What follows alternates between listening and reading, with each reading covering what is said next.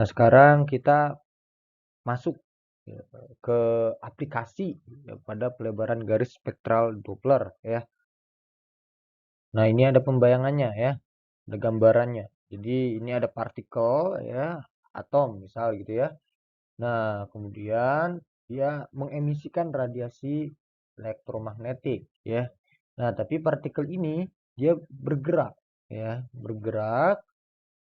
dengan kelajuan v ya dan membentuk sudut theta terhadap pengamat ya. Nah, ini adalah pengamat yang bergerak terhadap kejadian. Nah, ini kejadiannya gitu ya. Nah, di sini rumusannya di sini ada nu. Nu ini adalah frekuensi ya gelombang elektromagnetik yang diamati oleh pengamat yang bergerak terhadap kejadian ya. Jadi ini pengamat yang bergerak ya terhadap kejadian. Nah, ini kejadiannya. Kemudian ini nu nol. Nu nol ini adalah frekuensi yang diamati oleh pengamat yang diam terhadap kejadian. Ya, terhadap kejadian. Berarti diam terhadap partikel ini gitu ya. Nah, ini rumusannya.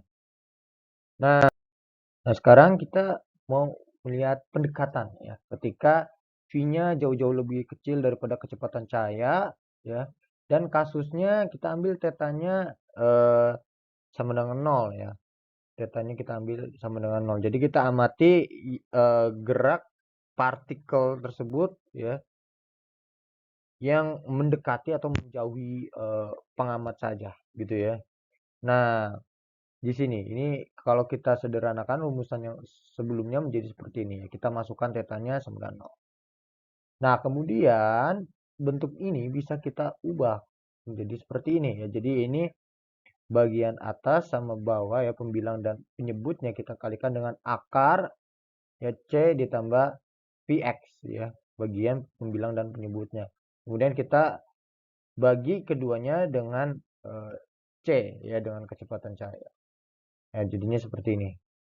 Nah, lihat karena V-nya jauh-jauh lebih kecil daripada C ya, maka yang bagian penyebut ini ya, yang ada Vx kuadrat dibagi C kuadrat. Nah, ini bisa kita abaikan ya.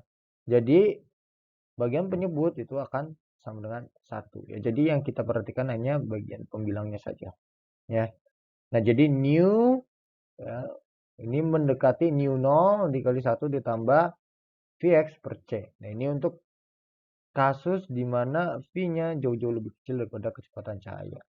Atau kita bisa sederhanakan lagi ya, kita ubah ya, jadi Vx sama dengan C ya dikali nu bagi nu 0 kurang 1.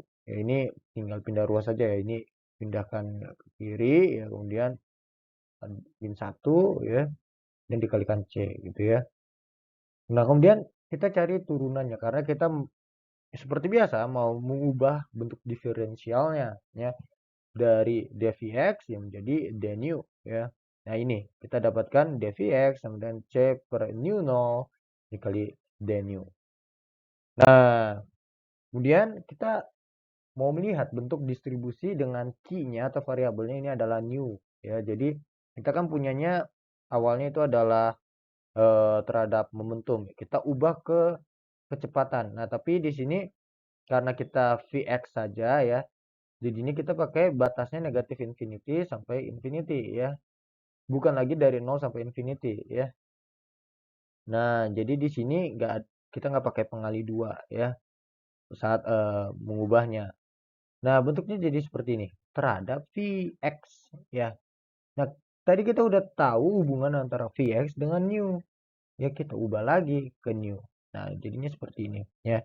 Ini ada Vx kuadrat ya, kita ubah ke bentuk yang ada nu-nya. Nah, ini C kuadrat nu per nu 0 min 1. Nah, ini di kuadrat. Nah, ini ada C per nu 0-nya di sini ya.